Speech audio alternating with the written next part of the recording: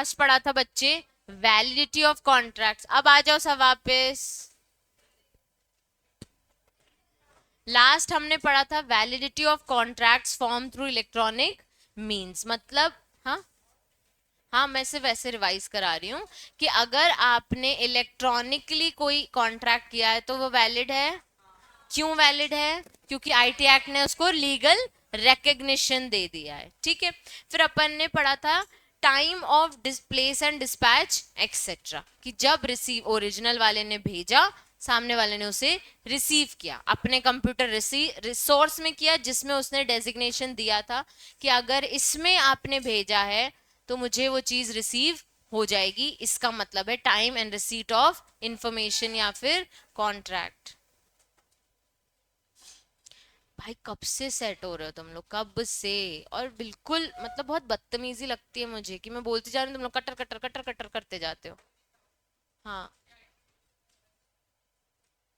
आर्टिब्यूशन and dispatch of electronic records. Attribution मतलब शैली, attribution मतलब आइडेंटिटी, मैंने लिखवाया था fixing identity of sender and receiver. तो अगर जो पर्सन भेज रहा है उसकी आइडेंटिटी है उसमें, ठीक है।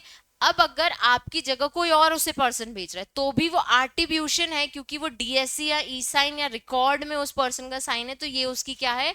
आर्टिब्यूशन है। ठीक है, तो आर्टिब्यूशन के साथ वर्ड जुड़ के आता है originator. Originator can be the same person जिसने भेजा, originator can be the person जिसने उसको ऑथराइज किया, originator can be a person जो किसी सिस्टम या प्रोग्राम से ऑटोमेटेड मैसेज क्रिएट हुआ, उसको हम बोलेंगे आर्टिब्यूशन, क्योंकि ये आपकी आइडेंटिटी बताता है, आपने वो क्रिएट किया है कि मेरे बदले ये ऑटोमेटेड सिस्टम मैसेज करेगा। तो वो आर्टिब्यूशन किसकी आइडेंटिटी बता रहा है? मेरी। मेरे बदले मेरा एक ऑथराइज पर्सन ये डॉक्यूमेंट को साइन करके भेजेगा, तो ये आर्टिब्यूशन किसने बनाया है? मैंने। तो ये मेरी आइडेंटिटी जिसको मैंने क्रिएट की है। ठीक है, अब आ जाते हैं सिक्योर इलेक्ट्रॉनिक, यहां से पढ़ लिया था ना ये भी, सर्टिफाइंग अथॉरिटी से पढ़ना है आपको। ठीक है, अब मैं आपको एक प्रैक्टिकल प्रोसीजर बताती हूँ डिजिटल सिग्नेचर बनने का।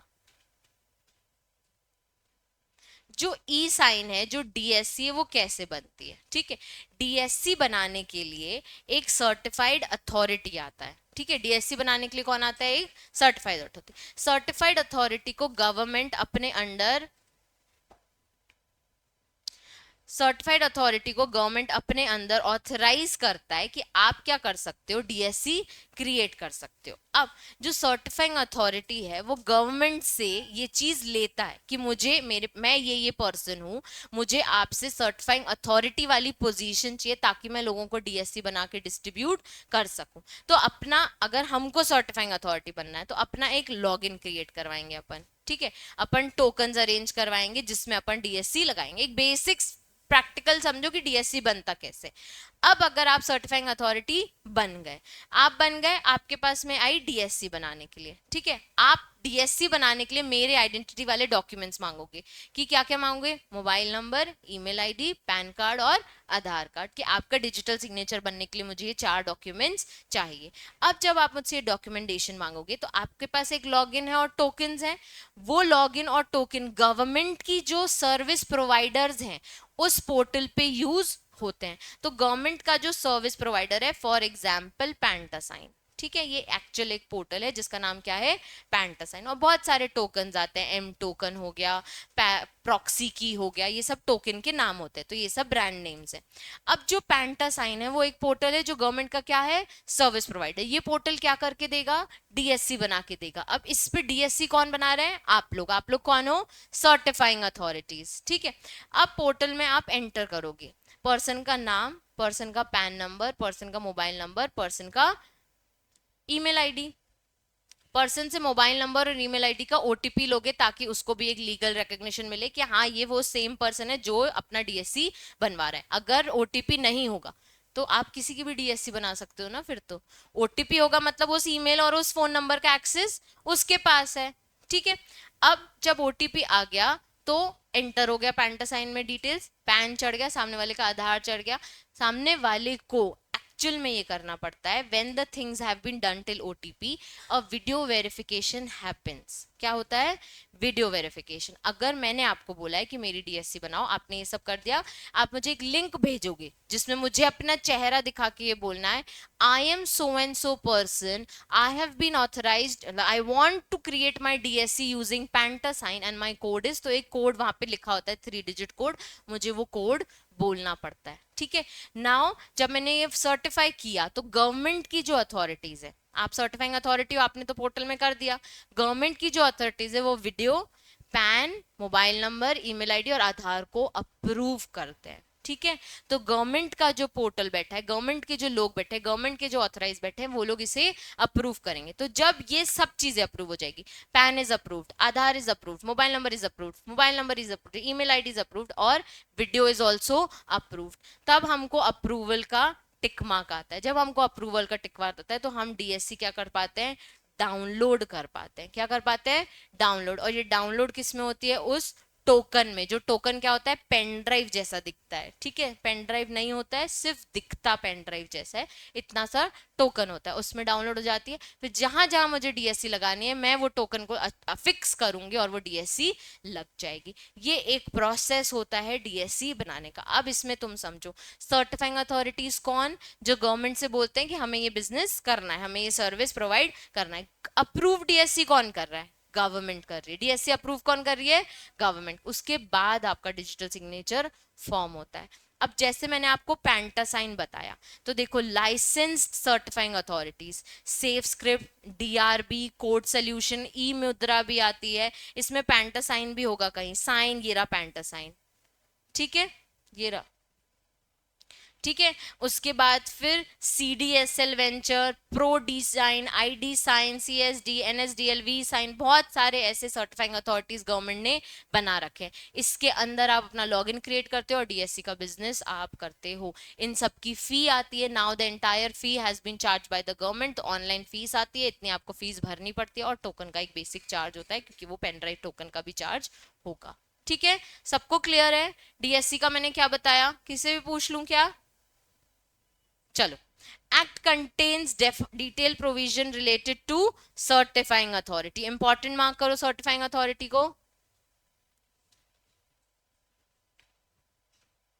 A certifying authority is expected to reliably identify person applying for signature की signatures। तो certifying authority हमारी चीजों को अप्रूव करती है, तो वो reliable है to check whether everything is right or not, reliably verify that legal capacity and confirm the attribution of the public signature key to identify physical person by means of signature of key certificate। Video भी इसलिए जाता है ताकि हम clearly बता सके। At present OTP लेके भी काम हो सकता है, कैसे भी, कोई भी बच्चा किसी का भी फोन से ओटीपी दे सकता है, तो हमने वीडियो वेरिफिकेशन भी इसलिए किया ताकि आप क्लियरली वेरीफाई करो कि जो पर्सन कह रहा है उसी की डीएससी ये बन रही है। ठीक है, फिर to regulate the certifying authority there is a controller of certifying authority, obligation of certify also set in the act। Certifying authority क्या करता है? वेरीफाई करता है, अप्रूव करता है, चेक करता है कि सारे डॉक्यूमेंट सही हैं कि नहीं।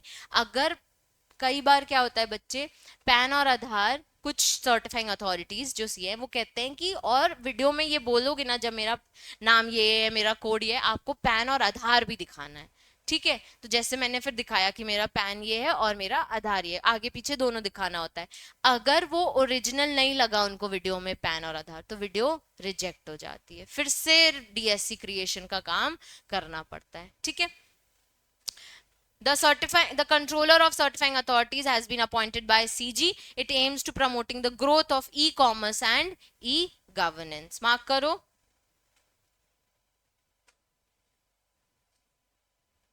हर सर्टिफाइंग अथॉरिटी के लिए एक कंट्रोलर क्रिएट करेगा वो। हर सर्टिफाइंग अथॉरिटीज के लिए सीजी एक कंट्रोलर बनाएगा कि इसको कंट्रोल कौन करेगा। हर इतनी सारी सर्टिफाइंग अथॉरिटीज है, ये सब मेनली सीजी के अंदर, पर क्या अकेले सीजी इसको चला सकता? क्या नहीं। तो उसने डेजिग्नेशन दिया हुआ है कंट्रोलर को कि तुम हर एक सर्टिफाइंग अथॉरिटीज को चलाओगे और तुम्हारे पास ऊपर कुछ ऑब्लिगेशन जो इस एक्ट में हमने दिए हुए हैं। The controller certifies the public keys using its own private की, हर एक सर्टिफाइड अथॉरिटी की एक की होती है, जैसे कि डीएससी का तो पासवर्ड होता ही है, और एक बेसिक की होती है जो किसी को नहीं पता होती, जैसे 1234 abc@123, ये हर एक की सेम होती है। For creating every DSC you will be using the same की, दैट इज अ पब्लिक की जो उनके कंट्रोलर के अथॉरिटी में होगी, और एक प्राइवेट की जो पासवर्ड आप खुद से क्रिएट कर सकते हो। अब ये तो आपने क्रिएट करके दिया, the owner of the DSC can change the password, yes they can change their private key any day, which enables user in the cyberspace to verify that a given certificate is issued by a licensed CA। अब जैसे आप अलग certifying authority हो, आप अलग certifying authority, वो अलग certifying authority, और वो अलग, चार अलग अलग लोग हैं, चार अलग अलग अलग लोगों के पास अपनी एक की होगी जिसे हम पब्लिक की बोलेंगे, ताकि हमें ये पता चल जाए कि वो जो डीएससी है, जो मेरी अगर चार डीएससी बनी है, मेरी चार फैमिली मेंबर्स की चार अलग अलग जगह से बनी, तो हर जगह की एक अलग की होगी, ताकि हम वेरीफाई कर सके कि मेरी डीएससी कौन से सर्टिफाइड अथॉरिटी के यहाँ से क्रिएट हुई है। ठीक है, प्रैक्टिकली आपने इसका काम नहीं किया तो थोड़ा सा समझने में दिक्कत हो रही है, पर ऐसे ही काम होता है। एक की होती है जो सबके पास हो जाती है, आपकी हर डीएससी में वही की होगी, लेकिन एक प्राइवेट की होती है जो हर डीएससी का एक पासवर्ड होता है जो चेंज हो सकता है। हाँ हाँ, बाद में आप चेंज कर लो तो फिर हम नहीं गैस कर पाएंगे। अब देखो, अच्छा क्वेश्चन है, एक बार डीएससी बनवा दी मैंने, ठीक है, आपने क्या किया, एक प्राइवेट की थी आपकी 1234, पब्लिक की आपकी थी आपके लाइसेंस अथॉरिटी की, आपने वो यूज करके क्रिएट किया, और मुझे एक पासवर्ड दिया 12345678, ये पासवर्ड दिया, मेरे पास डीएससी आई, मैंने ये पासवर्ड चेंज कर लिया, मैंने पासवर्ड बना लिया sakshi@123, ठीक है, ये मेरा पासवर्ड है, ये पासवर्ड आपके पास नहीं होगा। ठीक है, इसकी अथॉरिटी आपके पास नहीं होगी, because I have changed it. Now अगर मैं ये पासवर्ड भूल जाती हूँ तो मुझे आपको रिक्वेस्ट करनी पड़ेगी, can you help me in creating a new password, then from your portal only, from the your licence certifying authority only it can happen कि मैं पासवर्ड चेंज करवा सकूं। ठीक है, समझ आया सबको? अब इलेक्ट्रॉनिक सिग्नेचर सर्टिफिकेट, ये कहता है कि certifying authority to issue electronic signature certificate following are the procedure obtaining the e sign. अब जो मैंने आपको प्रैक्टिकली समझाया उसी का ही थ्योरी दिया हुआ है कि मुझे ई साइन डिजिटल सिग्नेचर सर्टिफिकेट या इलेक्ट्रॉनिक सिग्नेचर सर्टिफिकेट कैसे मिल सकता है। पॉइंट नंबर 1, अदिति रीड करना।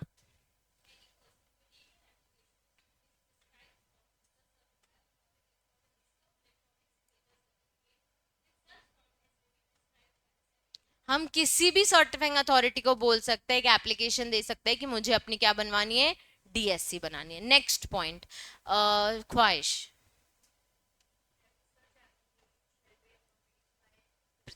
मैंने आपको बताया फीस भरनी पड़ेगी, तो हर एप्लीकेशन के, हर डीएससी के एप्लीकेशन की एक फीस भरनी पड़ेगी। सरलीन, थर्ड पॉइंट।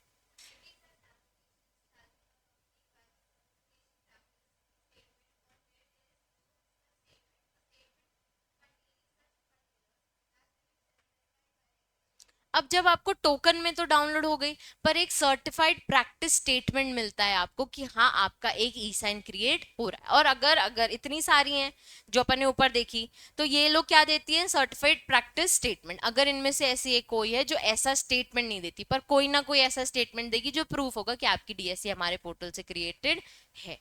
फिर फोर्थ पॉइंट, आशी, इशिका, आयशी कौन है फिर, मैं हमेशा ही भूल जाती हूँ, इशिका।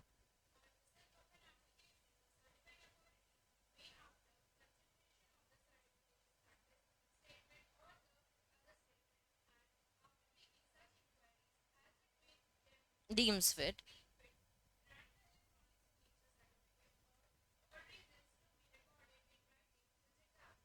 अब मैंने आपको बताया सब चेक करते हैं वो, पैन, आधार, मोबाइल, ईमेल, वीडियो भी।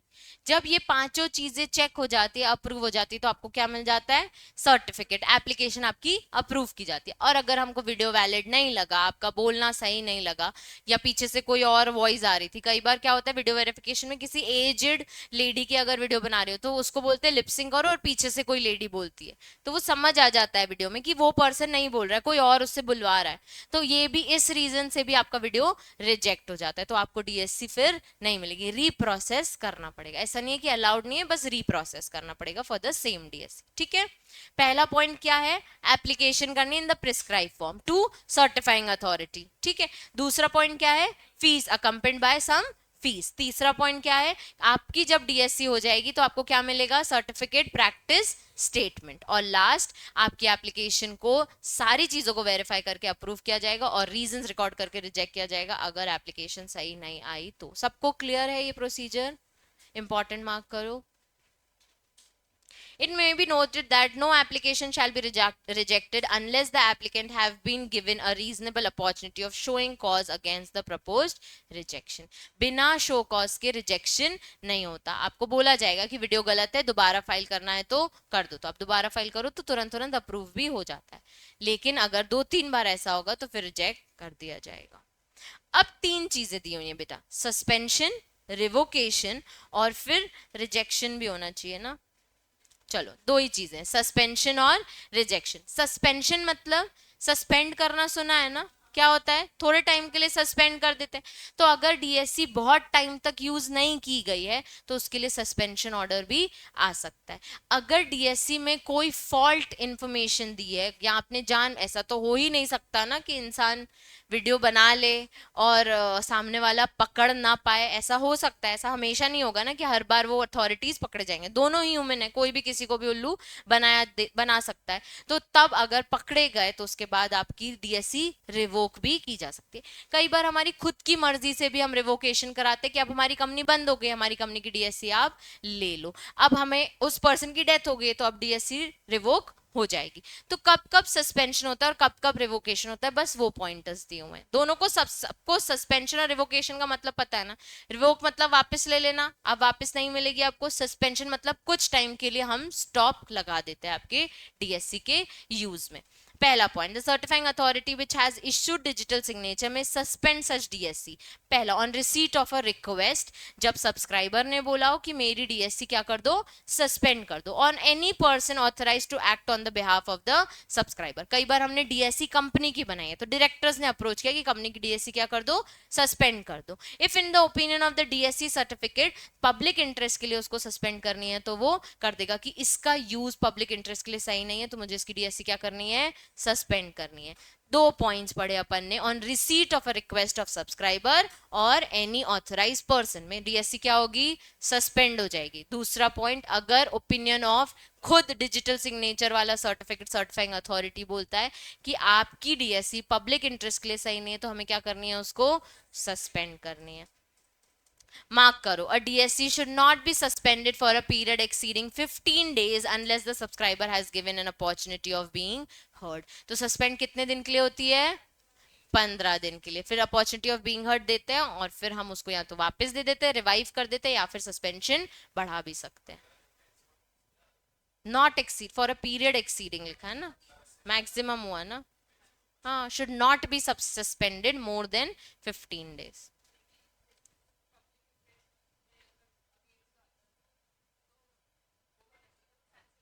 अपॉर्चुनिटी ऑफ बीइंग हर्ड देंगे ना, लेकिन पहले हमने सस्पेंड की, अपॉर्चुनिटी ऑफ बीइंग हर्ड देंगे कि हमको ऐसा लग रहा है कि पब्लिक इंटरेस्ट के लिए, तो फिर हम, अगर हमको पता चलेगा कि हाँ ये गलती कर रहा है तो फिर रिवोकेशन पे आ जाएंगे आप। ठीक है, नेक्स्ट है रिवोकेशन। अ सर्टिफाइंग अथॉरिटी में revoke in following reasons, when the subscriber और authorized person has asked for it, when upon the death of the subscriber या upon the dissolution of firm and winding up. कब कब revoke होगी, death या मांग रहा है खुद सब्सक्राइबर या ऑथराइज पर्सन, और लास्ट जब वाइंडिंग अप हो रहा हो कंपनी का या डिसोल्यूशन हो रहा हो। ठीक है, फिर अ सर्टिफाइंग अथॉरिटी में रिवोक द डीएससी अपने हिसाब से भी if in opinion that a material fact छुपाया गया है या कंसील किया गया है। पहला पॉइंट क्या है,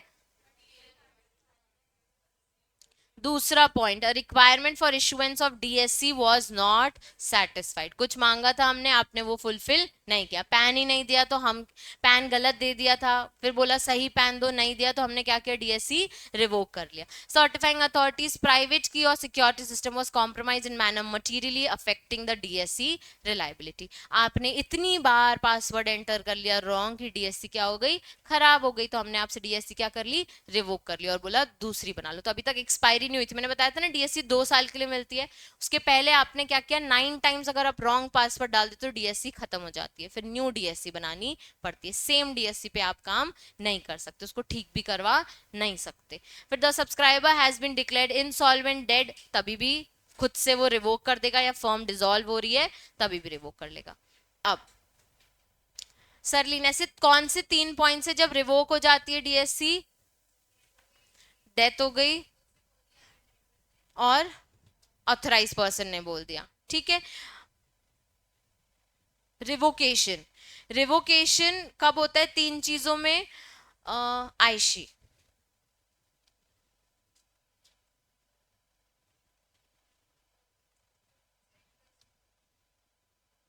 कर रहा हो, और ठीक है, ये अभी हमने बताया कि रिवोक कब होता है, जब डेथ हो जाती है, ये दोनों पर्सन, ऑथराइज पर्सन या खुद मांग रहा हो या फिर डिसोल्यूशन ऑफ। अब उनके ओपिनियन में कब रिवोकेशन होता है निकिता? उनके ओपिनियन में कब रिवोकेशन हो जाता है? कहाँ ध्यान है? नहीं, कुछ भी याद नहीं है कि खुद से वो कब रिवोक कर सकते हैं? अदिति,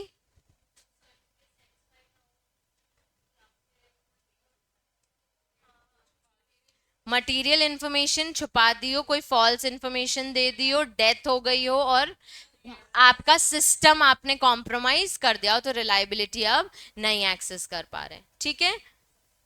डेथ भी है, डिसोल्यूशन भी एक साथ पॉइंट है, ठीक है। अगर उसको खुद को पता चलेगा तो वो खुद से रिवोक कर देगा। चलो, कंट्रोल ऑफ प्राइवेट की, ये जो शैली आपने पूछा था वो ये है, every subscriber shall exercise reasonable care to retain the control of the private key. मैंने आपको एक पासवर्ड बना के दिया, आपके पास अथॉरिटी है कि आप सब्सक्राइबर हो, आप अपना पासवर्ड रिटेन कर सकते हो, ठीक है, और आपको करना भी चाहिए। Corresponding to the public key listed in the digital signatures and take all the steps to prevent it disclosure. कहीं पे भी ऐसी जगह लिख के मत रखो, तो ये आपकी रिस्पॉन्सिबिलिटी, क्योंकि आपका डीएससी है, आपके पास रिस्पॉन्सिबिलिटी, आप अपना प्राइवेट की हिडन रखो, ठीक है।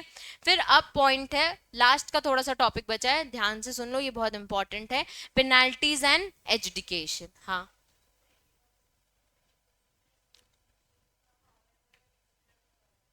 shall not be revoked unless, अगर क्लियर लिखा है ना कि तब तक हम, जो मैंने ऊपर बताया सस्पेंशन में, तब तक हम सस्पेंशन नहीं करेंगे जब तक हमने आपको अपॉर्चुनिटी ऑफ बीइंग हर्ड नहीं दी है।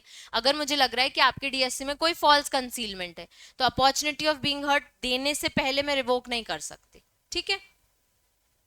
चलो, पेनाल्टीज एंड एजुकेशन, सेक्शन 43। अब पहले ऊपर देख लो कि any the act contempt dual scheme, जिसमें पेनाल्टीज भी होती है और एजुकेशन। पेनाल्टी मतलब फाइन, पेनाल्टी, ठीक है। एजुकेशन मतलब प्रोसीडिंग्स, आपका उसी का ही पार्ट हो गया कि हम पहले देखेंगे कि आपने कांड किया है, उसके बाद हम आपको पेनाल्टी लगा देंगे।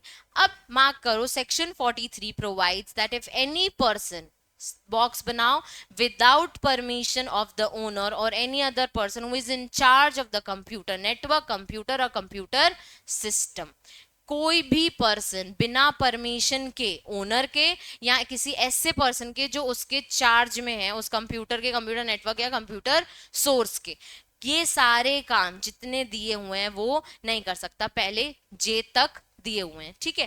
पहला पॉइंट, ख्वाहिश रीड करना, पॉइंट नंबर ए,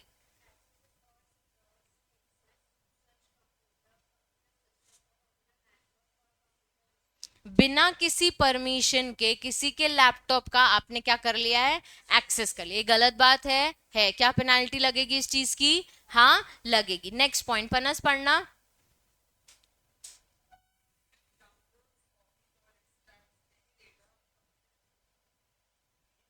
हाँ यही पढ़ना है।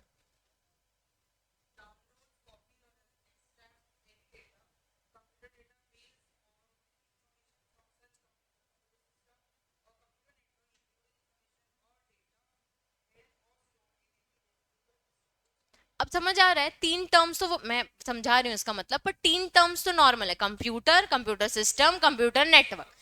अब पहला पॉइंट कह रहा है किसी भी computer, computer network, computer system में आपने क्या कर लिया? एक्सेस कर।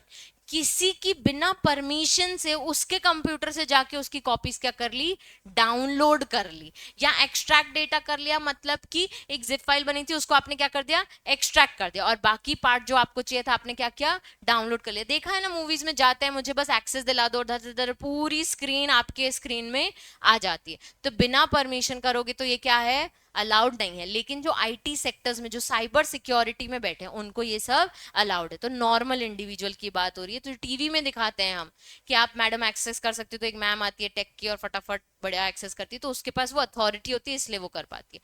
हम जैसे लोगों के पास इस चीज की अथॉरिटी नहीं होती है। थर्ड पॉइंट है, अब सब लाइन से समझ जाना। पहला क्या हो गया, एक्सेस। दूसरा क्या हो गया, डाउनलोड ऑफ कॉपीज। तीसरा क्या हो गया, introduces or causes to introduce computer contaminate or computer virus. किसी और के कंप्यूटर नेटवर्क में, सिस्टम में, रिसोर्स में आपने क्या डाल दिया, वायरस डाल दिया। पहला क्या हो गया, एक्सेस देना। दूसरा क्या हो गया, डाउनलोड द कॉपीज या एक्सट्रैक्ट ऑफ डेटा। थर्ड क्या हो गया, कंप्यूटर वायरस। थर्ड क्या हो गया, computer virus.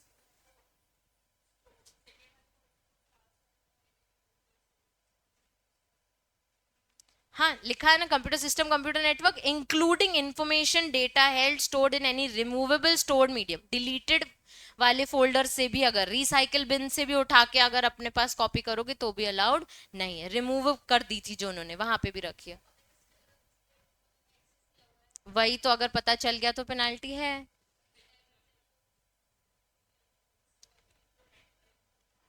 Removable storage medium pen drive, और प्लस जो आपने डिलीटेड वाले भी रखे थे वहां से भी अगर वो वाली इंफॉर्मेशन भी उठाओगे तो भी हमें नहीं अलाउड है। ठीक है, चलो।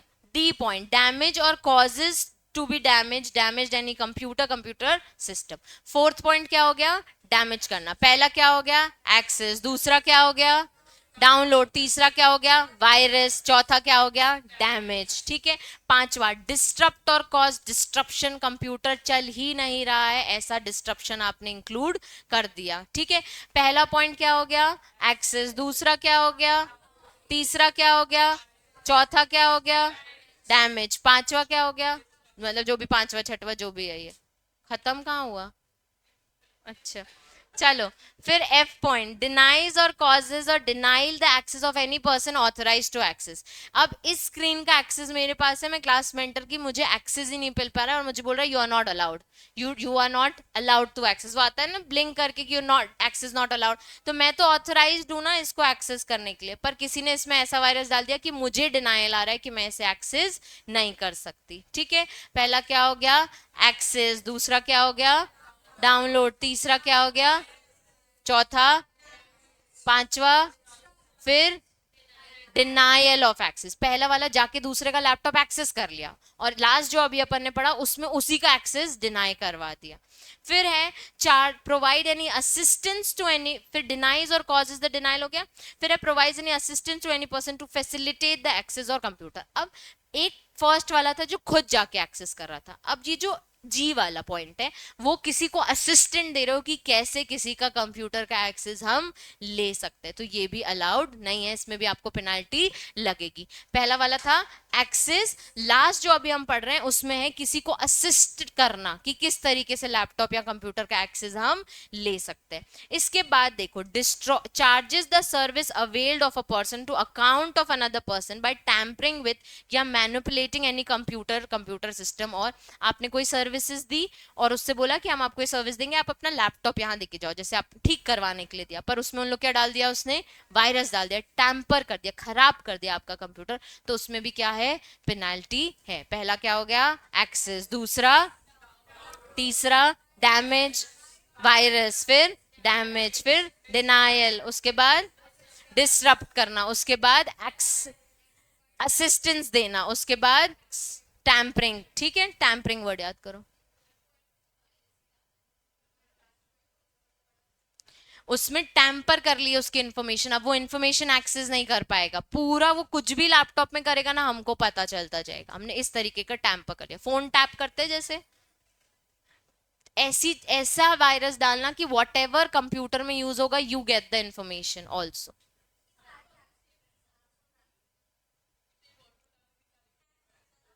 हैक करना। फिर आई है destroy, delete, alter information residing in the computer resource. अब वो 3 इडियट वाली मूवी, उसकी वो कविता चेंज कर दी थी। तो अगर कोई इंफॉर्मेशन है लैपटॉप में, अगर आपने उसे चेंज कर दिया, डिलीट कर दिया, ऑल्टर कर दिया बिना उसकी परमिशन के, तो पेनाल्टी आएगी। आईटी एक्ट ने इस चीज की पेनाल्टी दे रखी है। फिर स्टील, कंसील और डिस्ट्रॉय और ऑल्टर, कोई चीज उसमें से चुरा ली, कंसील कर दी, छुपा दी, ऑल्टर कर दी, डिलीट कर दी, तो भी उसकी पेनाल्टी है। और लास्ट ही यही था, फिर लिखा है ही shall be liable to pay damages of the compensation to the person so affected. कुछ ना कुछ कॉम्पनसेशन होगा। अब हुआ है भाई खत्म, ठीक है, अब हुआ है खत्म।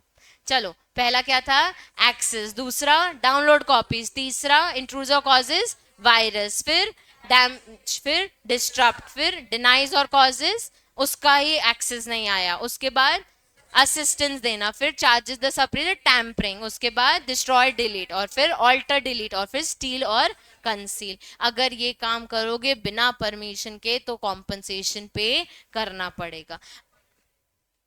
हाँ, ऑलमोस्ट तो डिटेल एक्ट में ही देगा ना बच्चे, मतलब वही है, एक्सेस करना का मतलब यही है। पर लॉ मतलब क्या, point two point detail, loop hole नहीं। हमने थोड़ी एक्सेस लिया, हमने तो बस ऑल्टर किया, हमने थोड़ी कुछ किया, हमने तो बस डिलीट किया था। तो डिलीट करना भी गलत है। तो आपको भी आंसर इसलिए डिटेल में लिखना पड़ेगा। अब इसके नीचे ये सब रीड मार्क करो, सारी इंफॉर्मेशन जो जो टर्म्स पढ़े उसकी यहाँ पे डेफिनेशन दी हुई है। कंप्यूटर कंटेनमेंट क्या होता है, कंप्यूटर डेटाबेस क्या होता है, कंप्यूटर वायरस क्या होता है, डैमेज क्या होता है, कंप्यूटर रिसोर्स कोड क्या होता है, ये आपका होमवर्क है।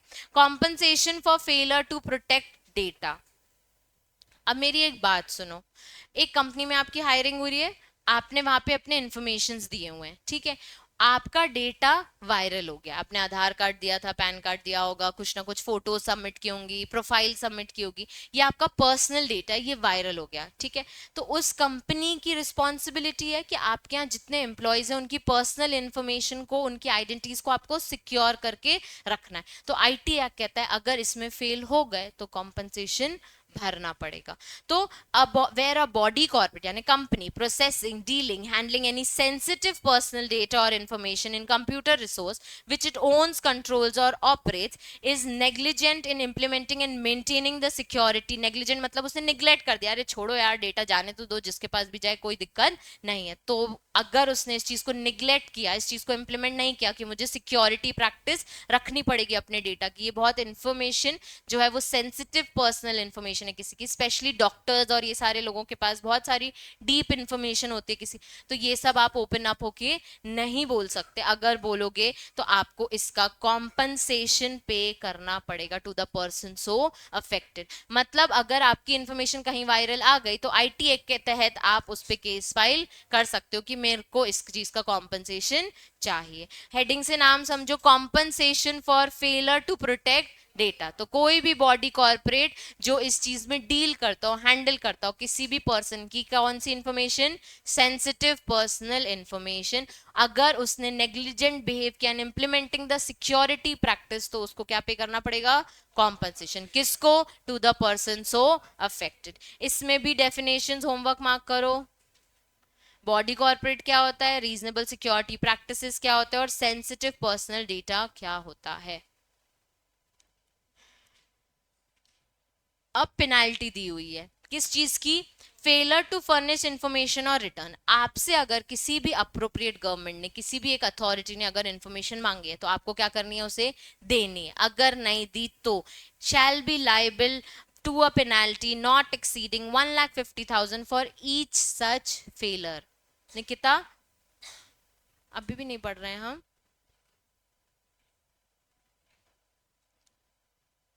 चलो, पहला पॉइंट क्या हो गया, furnish any document, return, report to the controller और certifying authority, fail to furnish, same shall be liable at what penalty, 1,50,000 for each such failure. तो आपसे किसी ने डॉक्यूमेंट मांगा, कोई रिटर्न मांगी, कोई इन्फॉर्मेशन मांगी, तो आपको देनी है। फाइल एनी रिटर्न और फर्निश एनी इन्फॉर्मेशन, बुक और other documents with in the time specified, और रेगुलेशन फेल कर दिया, आपने वो टाइम पे रिटर्न फाइल नहीं करी, तो आईटी एक्ट के तहत आपको 5,000 पर डे, जब तक आपका फेलर कंटिन्यू है चल रहा है तब तक की पेनाल्टी लगेगी। अगर books of accounts records maintain करने को बोला और आपने नहीं किया तो 10,000 पर डे जब तक आप मेंटेन नहीं करना चालू कर देते। ठीक है, हर दिन का कितना, अगर आपसे कोई रिटर्न फाइल करने को बोली है तो 5,000, अगर बुक्स ऑफ अकाउंट मेंटेन करने को बोले तो हर दिन का कितना, 10,000, अगर कोई इंफॉर्मेशन या रिटर्न मांगी है तो 1,50,000। एजुकेटिंग ऑफिसर कौन होता है? एक एजुकेटिंग ऑफिसर हमने बनाया है आईटी एक्ट के अंदर कि आपको कोई दिक्कत है या इस पूरे एक्ट को ये ऑफिसर गवर्न करेगा। इसको अपॉइंट किसने किया है? सेंट्रल गवर्नमेंट ने। ठीक है, whether any person has committed और contravention any act, any rule, regulation, direction of this act, impose a penalty and award compensation as per the provision of this act। penalty कौन लगाएगा? Educating officer. ये officer कौन है? एक normal बंदा है। कौन है? एक नॉर्मल बंदा जिसको किसने अपॉइंट किया है? सीजी ने, और उसने उसको नाम क्या दिया है? आईटी एक्ट का एजुकेटिंग ऑफिसर। इतने सारे जो आपने कॉन्ट्रवेंशंस पढ़े विदाउट परमिशन, स्टील करना, ऑल्टर करना, डिलीट करना, एक्सेस करना, ये सब पे पेनाल्टी कौन लगा रहा है? Educating office. सबको समझ आ रहा है? ठीक है। The act the act takes care to set factors to be taken into account by the educating the quantum of compensation। जहां हम ये गलतियां देख रहे थे, क्या हमको वहां लिखा था कि कितना कॉम्पनसेशन देना है? नहीं लिखा था, एज में बी प्रिस्क्राइब। ठीक है, तो जब ये कॉम्पनसेशन देख रहा होगा तो वो क्या बातें ध्यान में रखेगा? पहला पॉइंट, निकिता तीनों पॉइंट्स एक बार रीड करना।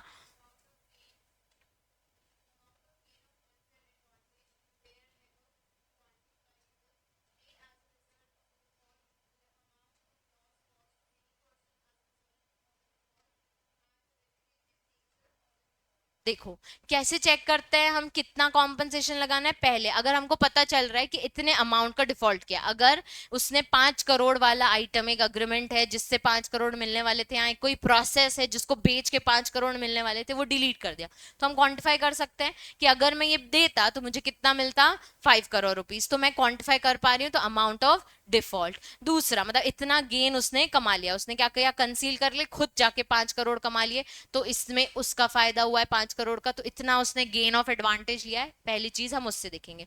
और नहीं लिखा है, ठीक है, बातें लिखी हैं कि हम पहले देखेंगे कितना गेन आपने कमाया, आपको ये करने से कितना फायदा हुआ। अब एक बात बताओ, यहां से अगर डेटा डिलीट करना है, ठीक है, आपको किसी ने बोला है 50,000 रुपीज दूंगा, जाओ डेटा डिलीट कर दो, आपको एडवांटेज कितना हुआ? 50,000 का।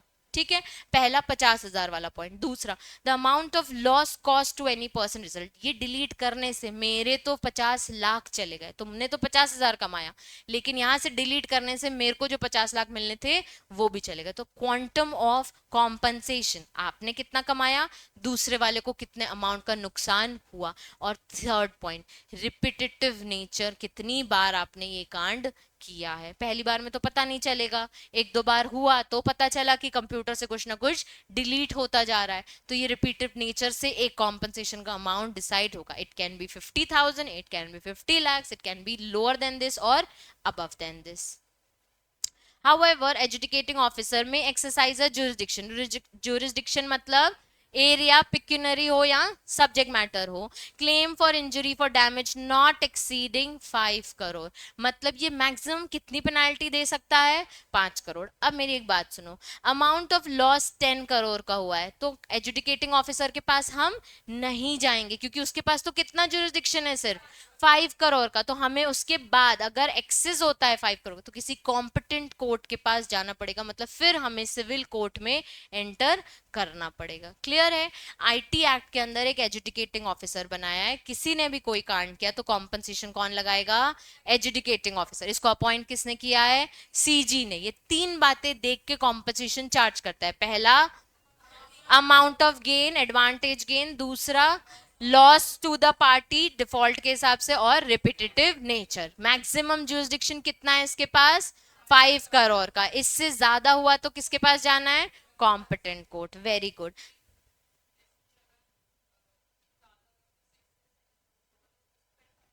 नहीं नहीं नहीं, 5 करोड़ पे किसी को नहीं करना है। 5 करोड़ का जुरिस्डिक्शन है बस इसके पास, कि 5 करोड़ से नीचे तक है एजुकेटिंग ऑफिसर के पास आओ, 5 करोड़ से ऊपर है कॉम्पिटेंट कोर्ट के पास जाओ।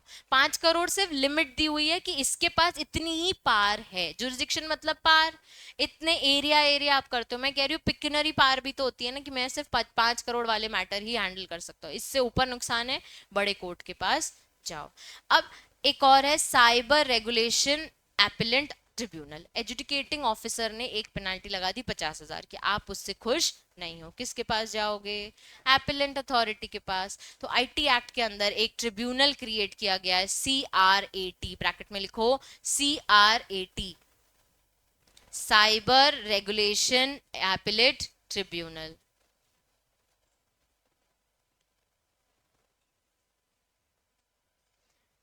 यहां से मार्क करो, any person aggrieved by an order और कंट्रोलर ऑफ सर्टिफाइंग अथॉरिटी और educator can appeal to appellate tribunal within how many days. Book नहीं है, मेहर, मेहर नाम है ना? अच्छा, नाम क्या है? सिमर, सॉरी।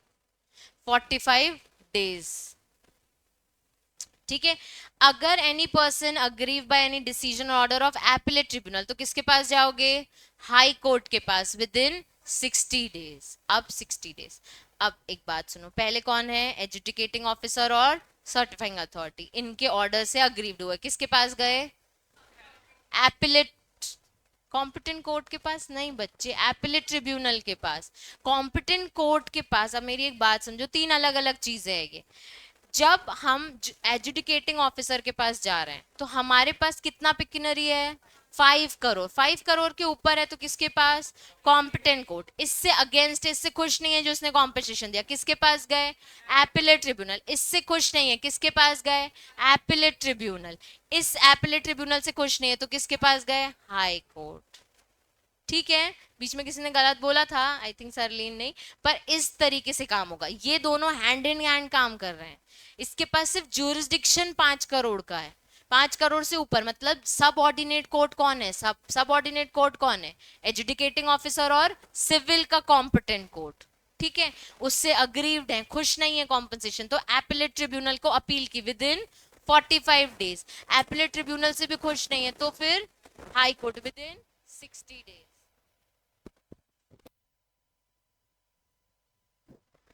अब कह रहा है ऑफेंसेस, ठीक है। ऑफेंसेस फिर से उसने डिस्क्राइब किए हैं, छोटा सा ही है।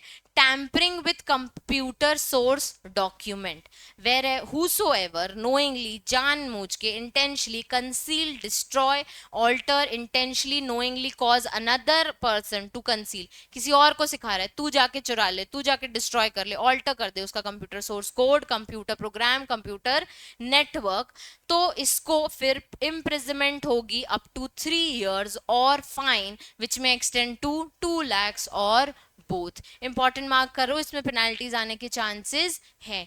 पहले हमने देखे ऑफेंसेस जिसमें बोला है कॉम्पनसेशन लगेगा, कॉम्पनसेशन कौन लगाएगा? Educating officer. फिर हमने देखा बॉडी कॉर्पोरेट अगर अपनी सिक्योरिटी नहीं मेंटेन करता है पर्सनल डेटा की तो उसको भी कॉम्पनसेशन भरना है, ठीक है। फिर हमने देखा इंफॉर्मेशन फर्निश नहीं की, फाइल नहीं की रिटर्न, या बुक्स ऑफ अकाउंट्स मेंटेन नहीं किए तो भी आपको पेनाल्टी भरनी। फिर हमने एक इंपॉर्टेंट पेनाल्टी देखी, tampering with computer source document. Tampering में बुक में उन्होंने मतलब दिया हुआ है जानबूझ के, जानबूझ के अगर आप कंसील करोगे, डिस्ट्रॉय करोगे, ऑल्टर करोगे या किसी और को सिखाओगे, तुम जाके कंसील करो, डिस्ट्रॉय करो, ऑल्टर करो, तो कितनी पेनाल्टी? 3 साल विच में और फाइन में एक्सटेंड टू 2 लाख और बोथ। ठीक है, लिख लो वहां पे 3 years प्लस 2 lakhs और बोथ।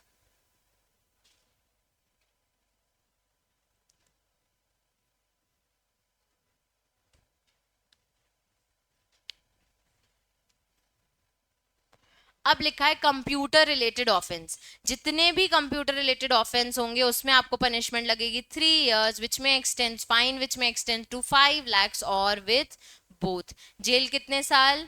3 years। फाइन कितना? 5 lakhs और बोथ। ऑफेंसेस कौन से? Dishonestly receiving stolen computer resource, चोरी की है, चीटिंग की है, किसी की प्रिवेसी का वायलेशन किया है, साइबर टेररिज्म आपको पता है आज की डेट में बहुत हो रहा है, publishing transmitting material containing sexually explicit act, ठीक है, ऐसे कोई वीडियोस फॉरवर्ड होता है तो तुरंत रिपोर्टिंग होती है, ठीक है, publishing material depicting children sexually explicit, misrepresentation, breach of confidentiality and privacy, disclosure of information or publishing electronic signature certificate false in certain particular or fraudulent purpose. अब मेरी एक बात सुनो, इंस्टाग्राम पे फोटोज डालते हो, ठीक है, किसी ने, फेसबुक पे बहुत होता है, इंस्टाग्राम पे तो इतना नहीं होता, डीपी निकाल के अपनी डीपी लगा लेते हैं, ठीक है, क्या ये एक कंप्यूटर सोर्स ऑफेंस है? हाँ है, ठीक है, तो आप सामने वाले के अगेंस्ट ये 5 लाख की और 3 साल की जेल वाला एक्शन ले सकते हो। अब जब हम, जो बहुत बड़े बड़े इन्फ्लुएंसर्स होते हैं उनकी आईडी ओपन होती है, कई बार वो लोग ऐसी पिक्चर्स पोस्ट करते हैं, फिर उनकी एआई के थ्रू कुछ और पिक्चर बना के, बहुत सारे एक्ट्रेसेस के साथ भी होता है, कुछ और इमेज आती है बन के, ठीक है, एआई के थ्रू, कि मतलब somebody sitting with a shirt, तो आपने उसको ड्रेस में बिठा दिया, ऐसा होता है, ठीक है। अब जब ये चीजें हो रही है, ये भी एक ऑफेंस है, ये अलाउड नहीं है, तो किस पे केस फाइल करें, इंस्टाग्राम पे या जिसने वो काम किया उस पे? तो इंस्टाग्राम पे क्यों नहीं, वो तो अलाउ कर रहा है फिर ये सब करने के लिए।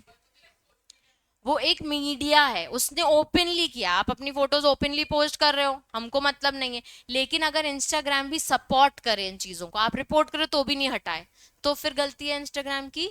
हाँ गलती है। तो इसके जस्ट बाद आपको एक एक्ट दिया हुआ है, law of personal data protection. Before reading exemption from liability और इंटरमीडिएट इन सर्टेन केसेस, क्योंकि हम ऑफेंसेस रीड कर रहे थे तो पहले हमें ये टॉपिक पढ़ना चाहिए, law of personal data protection.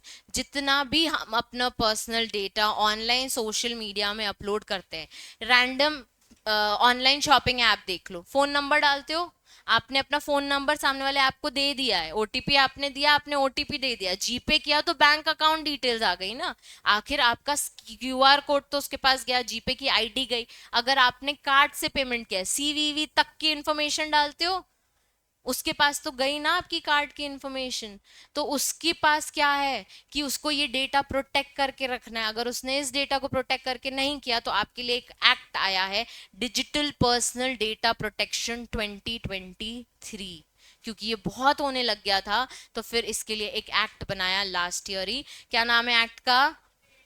Digital personal data protection. क्या नाम है? अब बेस समझो, जितनी भी इंफॉर्मेशन सोशल मीडिया में डालते हैं, डिजिटली पर्सनल डेटा डालते हैं, उसका प्रोटेक्शन करने का राइट गवर्नमेंट ने हमको इस एक्ट के थ्रू दिया है। जो आईटी एक्ट था बच्चे, वो क्या ऑफेंसेस की बात करता है, कंप्यूटर रिसोर्स से गायब कर दिया, कंप्यूटर रिसोर्स से ऑल्टर कर दिया। जो ये एक्ट है वो आपकी पर्सनल इंफॉर्मेशन के साथ जो हार्मनेस हो रही है ना, उसको डील करता है, ठीक है। अब इसमें क्लियरली बोला है, जो इंटरमीडिएट है, जो आप लोग सही बोल रहे हो, वो एक मीडिया है, वो रिस्पॉन्सिबल नहीं होती है, जिसने ये काम किया उसके अगेंस्ट एक्शन हम जरूर लिया जाएगा, लेकिन अगर वो मीडिया, वो इंटरमीडिएट भी इसमें इन्वॉल्व हो गई है, या वो अलाउ करती है सब चीजों करने के, या सपोर्ट करती है, तो वो भी लाइबल होगी। The purpose of this law is to provide law relating to processing of digital personal data in manner that recognize both rights of individual to protect their personal data and need to process such personal data for lawful purpose for matters connected therewith and incidental thereto। हर वो social media आपको allow करती है, you can keep your profile open, you can keep it private or public, तो ये क्योंकि act में भी mentioned है, इसलिए हर जगह ओपन प्रोफाइल करने का ऑप्शन नहीं है, हमको प्राइवेट रखनी है तो प्राइवेट अलाउड है, आपको जिसको अपने फ्रेंड्स बनाना है फ्रेंड्स बनाओ, जिनको नहीं अलाउ करना, फॉलो नहीं करे, उनको आप डिनाई कर सकते हो, ठीक है। अब कुछ डेफिनेशंस दिए, board, data, data principal, data processor, personal data breach, processing data, fiduciary. Read mark करो इसको, होमवर्क। पता है हमको बोर्ड क्या होती है, जो इसको गवर्न कर रही है, डेटा क्या होता है, जो इन्फॉर्मेशन है, ठीक है, डेटा प्रिंसिपल के, और डेटा चाइल्ड मतलब जो गार्जियन, उसके आजकल बच्चों के भी इंस्टाग्राम प्रोफाइल्स क्रिएट हो गए, उसके बाद डेटा प्रोसेसर, पर्सनल डेटा, और पर्सनल डेटा ब्रीच का मतलब कि जो आपकी इंफॉर्मेशन को एक्सेस कर रहा और processing relation to personal data ही प्रोसेसिंग आती है। डेटा फिड्यूशरी देखो means any person who alone in conjunction और which other person determines purpose and meaning of processing the personal data. Person की डेफिनेशन फिर नीचे दी हुई है जिसमें individual, HUF, company, firm, associate, state. आपसे एग्जाम में आईटी एक्ट के अंदर पर्सन की डेफिनेशन क्या है वो भी पूछा जा सकता है, तो आपको एज इट इज पता होने चाहिए कि इंडिविजुअल भी आता है, बॉडी कॉर्पोरेट ही लिखा है, जैसे आर्टिफिशियल इंटेलिजेंस पर्सन लिखा है, एवरी आर्टिफिशियल पर्सन भी इसमें मेंशन्ड है। अब application of this act important part, दो चीजें दी है बच्चे, एक टेरिटरी ऑफ इंडिया और एक territory of outside India. Application of act दिया हुआ है, एक ही टॉपिक है सेक्शन, इस पूरे एक्ट का एक ही सेक्शन दिया हुआ है आपको, वो है section 3। Digital personal data information वाले एक्ट के दो ही टॉपिक्स दिए हैं, एक डेफिनेशंस और दूसरा सेक्शन 3। ये एक्ट कैसे अप्लाई होता है वो दिया है, तो एक इन इंडिया भी अप्लाई होता है और एक आउटसाइड इंडिया भी अप्लाई होता है। इन इंडिया कैसे अप्लाई हुआ, जैसे इंस्टाग्राम आपने किया। आउटसाइड इंडिया ऐसे किया जैसे ऑनलाइन शॉपिंग की, फॉरेन किसी क्लॉथिंग ब्रांड को आपने यूज करके कि मेरे को इंटरनेशनल कोई बैग ऑनलाइन ऑर्डर करना है, तो मैंने वहां पे डॉलर में पेमेंट करनी है, तो मैंने अपने बैंक को इंटरनेशनली पहले अप्लाई किया कि मैं इंटरनेशनल पेमेंट्स कर सकूं, और फिर आउटसाइड इंडिया भी मैंने अपनी पर्सनल डेटा इंफॉर्मेशन दी है। तो जो डिजिटल पर्सनल डेटा प्रोटेक्शन वाला एक्ट है वो दोनों जगह काम करता है, इन इंडिया और आउटसाइड इंडिया भी। पहला point, apply to processing the digital person data within the territory India where the person data is collected in digital form or in non digital form digitized subsequently। Digital form तो आपको पता है, आपने form भरा, information दी तो चली गई personal information. Non digital कैसे होता है, कैश, कैश में पर्सनल इंफॉर्मेशन दोगी क्या, क्या दिमाग है यार, पेमेंट नहीं बोल रही हूँ, पर्सनल इंफॉर्मेशन कह रही हूँ हिमांशी, कि ऑनलाइन अगर आपने इंफॉर्मेशन डाली है तो आपने पर्सनल डाल दी, इंस्टाग्राम में फोटोज, नाम, क्या करती हूँ, ऑक्यूपेशन, ब्ला ब्ला ब्ला फलाना, लेकिन नॉन डिजिटलाइज फॉर्म में कैसे चली गई। कॉलेज में इंफॉर्मेशन भरते हो, इंस्टीट्यूट है अगर गवर्नमेंट कॉलेज है, इंफॉर्मेशन डाली, यूनिवर्सिटी से अफिलिएटेड है, जब इंफॉर्मेशन आपने बस वहां लिखवा दी है, ये लो, उन्होंने क्या किया, डिजिटल फॉर्म में इसको सब्सिक्वेंटली पोस्ट करा, ठीक है, तो फिर ये कहाँ आ गई, डिजिटल फॉर्म में आ गई, ठीक है, लिखा है। पहला पॉइंट क्या है, डिजिटल फॉर्म, दूसरा क्या है, इन डिजिटलाइज सब्सिक्वेंटली, तो आपने कॉलेज को यूं ही इंफॉर्मेशन दी, सब्सिक्वेंटली उसने उसको कंप्यूटर सिस्टम में ऐड कर लिया। अब also apply to processing of digital personal data outside the territory of India, processing in connection with any activity offering goods and services to data principals within the territory of India. मुझे कोई international luxury bag, Gucci वगैरह order करना था, मैंने online access किया, online मैंने अपने phone की इंफॉर्मेशन डाली, मुझे ओटीपी आई, मेरा फोन नंबर इंटरनेशनली चला गया। मेरे को, मैं आपको सिंपली बताती हूँ, मैं अभी जहाँ अब्रॉड गई थी तो मैंने एयरबीएनबी ऐप इंडिया में यूज होती है, मेरे को लेकिन इंटरनेशनली एयरबीएनबी बुक करना था, तो उसने मुझसे वहां पे पैन मांगा, मेरा पासपोर्ट मांगा, तो मैंने अपनी पर्सनल इंफॉर्मेशन एयरबीएनबी को दी, ठीक है, मैंने अपना पासपोर्ट अपलोड किया और मैंने पैन अपलोड किया, वो पैन और पासपोर्ट उसने एयरबीएनबी वाले प्रॉपर्टी को दिया होगा क्योंकि मैं उसकी प्रॉपर्टी का एक्सेस चाह रही थी 5 दिन के लिए, ठीक है, तो मेरी इंफॉर्मेशन डिजिटली इंटरनेशनल चली गई। मेरे पास एक एक्ट है जो मेरा राइट सिक्योर करता है, वो कौन सा एक्ट है, digital personal data protection act, ठीक है। अब अगर मैंने ऑनलाइन कुछ ऑर्डर किया है तो आउटसाइड ऑफ द टेरिटरी भी ये एक्ट गवर्न करेगा। नॉट अप्लाई टू, कहां पे ये अप्लाई नहीं होगा, personal data process by an individual और पर्सनल एनी डोमेस्टिक पर्पस। हमने आपकी कोचिंग में डेटा लिया है, आपसे इंफॉर्मेशन ली है, आपके पेरेंट्स के नंबर है, यहाँ पे अपना डिजिटल पर्सनल डेटा वाला एक्ट मत अप्लाई करना, क्योंकि ये डोमेस्टिक, अगर घर वाले हमें, हमारा एक इंस्टीट्यूट जो प्राइवेट इंस्टीट्यूट है, ठीक है, आप अगर अपनी फैमिली का एक पूरा डेटा बना रहे हो, सबके मोबाइल नंबर, सबका आधार, तो घर वालों के अगेंस्ट जाके डिजिटल पर्सनलाइज डेटा वाला एक्ट अप्लाई मत कर लेना। Next, a personal data that is made और cause to made publicly available by data principal to whom the personal data relates.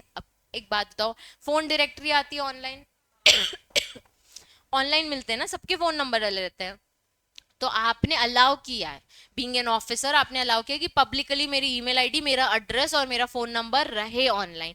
तो जब आप अलाउ करोगे तो आप पे ये एक्ट अप्लाई नहीं होगा। कहाँ कहाँ अप्लाई होगा? इन इंडिया और इन इंडिया कब? जब हम ई कॉमर्स कुछ भी कर रहे हैं, और आउटसाइड इंडिया जब हम कोई गुड्स एंड सर्विसेज ऑफर करते हैं या खरीदते हैं। और not apply to domestic purpose, घर में बैठ के डेटा सिक्योर करने की कोशिश कर रहे हो तो ये एक्ट अप्लाई नहीं होगा। और दूसरा पॉइंट, जब आप पब्लिकली क्या कर रहे हो, अवेलेबल कर दे रहे हो अपनी खुद की इंफॉर्मेशन, क्योंकि गवर्नमेंट को आपने अथॉरिटी दी हुई है, ठीक है। तो आपने अलाउ किया है ना, तो आप एक्शन नहीं ले सकते इस पे, ठीक है। अब इसी से ही तहत जो हमारा पॉइंट छूटा है वो देखो, exemption from liability of intermediary in certain cases. जब पर्सनल डेटा इंफॉर्मेशन दे दिया इंस्टाग्राम को इन्फ्लुएंसर्स ने, तो इंस्टाग्राम के अगेंस्ट आप एक्शन नहीं ले सकते। उनको क्या है? एग्जेम्पशन है। क्या है उनको?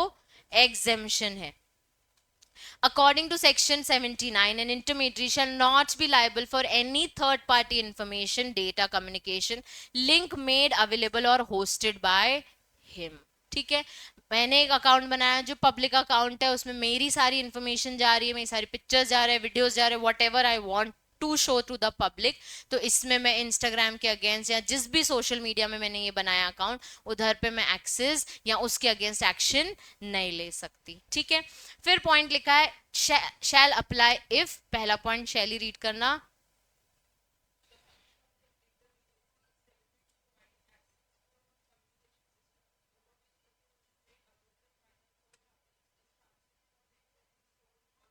ये सेक्शन एग्जेम्पशन वाला कब अप्लाई होगा? जब हमने एक सिस्टम बनाया, एक फंक्शन बनाया इंटरमीडिएट ने, कम्युनिकेशन सिस्टम। इंस्टाग्राम के थ्रू दो लोग आपस में कम्युनिकेट करते हैं, उसमें अगर आप अपनी चीजें होस्ट खुद हो और अपनी चीजें खुद इनपुट कर रहे हो तो इंटरमीडिएट के अगेंस्ट एक्शन नहीं लेना है। पहला पॉइंट यही है कि इंटरमीडिएट लाइबल नहीं होगा। दूसरा पॉइंट यह है कब लाइबल नहीं होगा? जब उसने ये सिस्टम क्रिएट किया जिसमें हर कोई आके अपनी इंफॉर्मेशन पोस्ट करे। मैंने सिर्फ एक कम्युनिकेशन सिस्टम बनाया, मैंने और कुछ भी नहीं बनाया। बाकी सारे access rights authorities to your account is up to you. अब लिखा है the intermediate does not intimate the transmission, उसने नहीं एक भी बार कोई इंफॉर्मेशन शेयर करी है। दूसरा, select the receiver of the transmission is select और modify the information contained in the transmission. तब उस पे ये चीज सिक्योर रहेगी, तब वो एग्जेम्प्ट रहेगा। जब वो खुद इनिशिएट नहीं करेगा ट्रांसमिशन, जब वो सिलेक्ट नहीं करेगा रिसीवर, और जब वो मॉडिफाई भी नहीं करेगा उस इंफॉर्मेशन को। मतलब कि इन्फ्लुएंसर की इंफॉर्मेशन है, उसने अपनी कोई पर्सनल स्टोरी लाइन लिखी है, मेरा बॉयफ्रेंड था, मेरा ब्रेकअप हो गया, ऐसा हुआ वैसा हुआ, ये हम कीप ऑन शेयरिंग करते हैं। क्या इंस्टाग्राम शेयर करवा रहा है? क्या नहीं। सपोज अगर इंस्टाग्राम व्यूज के लिए शेयर कराए तो वो लाइबल होगा। सपोज अगर इंस्टाग्राम चाहे कि इसमें और कंट्रोवर्सी क्रिएट करो, फटाफट ये इन्फॉर्मेशन है इसके बॉयफ्रेंड तक पहुंचा दो, ये वाली इन्फॉर्मेशन, तो इंस्टाग्राम लाइबल होगा। तब नहीं बोल सकते कि वो एग्जेम्प्ट है। अब अगर इंस्टाग्राम इसी इंफॉर्मेशन को और मॉडिफाई कर दे, मिर्च मसाला डाल दे, कुछ भी पुरानी उनकी फोटोज वीडियोस गाने, फैन पेज क्रिएट करवा दे और फिर इसको ट्रांजिट करे, तो अगर वो पकड़ा गया तो इंटरमीडिएट भी लाइबल होगा। लास्ट पॉइंट देखो एक minute, C point, the intermediate observe the due diligence while discharging his duties. उसने प्रॉपरली ड्यू डिलिजेंस किया है कि ना ही मैंने ट्रांसफर कराया है, ना ही मैंने किसी को सिलेक्ट किया है कि किसके पास जानी चाहिए, ना ही मैंने इन्फॉर्मेशन मॉडिफाई की, ना ही मैंने इसकी इन्फॉर्मेशन को पब्लिक किया है। सब इसने खुद ने होस्ट किया है, मेरा कोई मतलब नहीं। और मैंने देखो पूरा ड्यू डिलिजेंस भी कर रखा है, तो वो पर्सन क्या होगा? एग्जेम्प्ट होगा। तो वो इंटरमीडिएट क्या होगी? एग्जेम्प्ट होगी। फिर लिखा है 79 सबसेक्शन 3 कब वो एग्जेम्प्ट नहीं होगी, तो the above section shall not apply if. Point number A, Nikita read करना।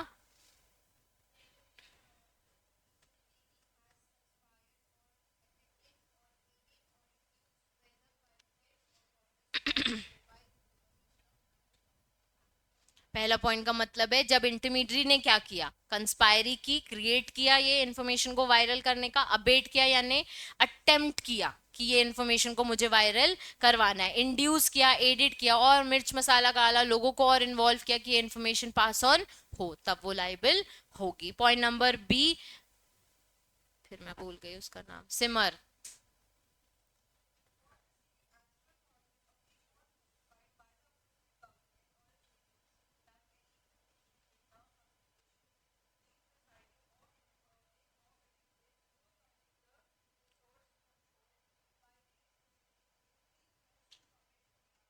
unlawful act or intimidity fails to expeditiously remove or disable the access. अब क्या हुआ, अप्रोप्रिएट गवर्नमेंट को पता चला कि इसने कोई अनलॉफुल एक्ट किया, इसने जानबूझ के ऐसी या इसके यहाँ से इंटेंशनली या नोइंगली या अनइंटेंशनली भी इस चीज की इंफॉर्मेशन पास ऑन हुई है, इसको पता था, इसके बाद भी इसने ये चीज रिमूव नहीं करी, तो वो लाइबल होगा। तो अगर आपके साथ या किसी भी ऐसे इन्फ्लुएंसर के साथ ऐसा कुछ होता है कि उसकी पर्सनल डेटा इंफॉर्मेशन वायरल हो रही है जो वो नहीं चाहते थे, तो पहली बात, इसमें वो इंटरमीडियरी जिसने वो क्रिएट किया है मीडिया, वो लाइबल नहीं होगा। कब कब लाइबल नहीं होगा?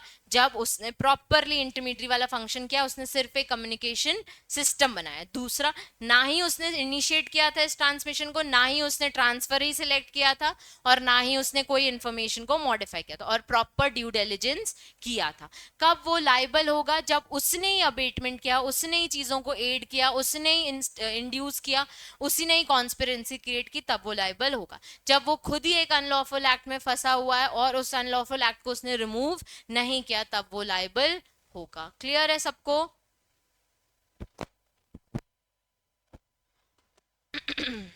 अब चैप्टर हो गया है ओवर। ठीक है, आपका होमवर्क जो मैंने दो डेफिनेशंस दिए, दो मतलब दो टॉपिक्स में जिसमें डेफिनेशन थी, वो रीड करके आनी है मुझे। जो आपको मिली हुई है स्कैनर, पीडीएफ में मिल गई है, आई थिंक पीडीएफ में मिल गई है मुझे। अपनस नहीं पूछा था कि ये वाले पढ़ना है कि, अच्छा बाकी सारे तो मैं इसके पहुंचा दे रही हूँ आपको पीडीएफ।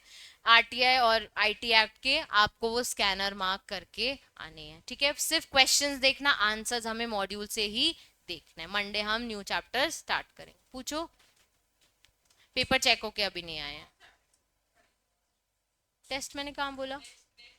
नेक्स्ट अब आरटीआई हो गया है आपका, स्पेसिफिक रिलीफ हो गया, अब सीपीसी और आईटी एक्ट साथ में लूंगी थर्सडे। वो मैं बता दूंगी ना मंडे। थर्सडे टेस्ट दे दो सीपीसी और इसका आईटी एक्ट। दो आईटी एक्ट बहुत छोटा है, बहुत छोटा है। तो तुम फ्राइडे ले लो, लेकिन दोनों चैप्टर्स पेपर बच्चे, मैं एक एक चैप्टर नहीं, मैं दो चैप्टर, सीपीसी और आईपीसी आईटीसी दोनों, क्योंकि बहुत सारे चैप्टर्स, एक एक चैप्टर का टेस्ट, आप कोर्स खत्म हो जाएगा, आपका टेस्ट नहीं हो पाएगा। आईटी एक्ट स्ट्रिक्टली डाल देना ग्रुप में, आशी ग्रुप में डालना।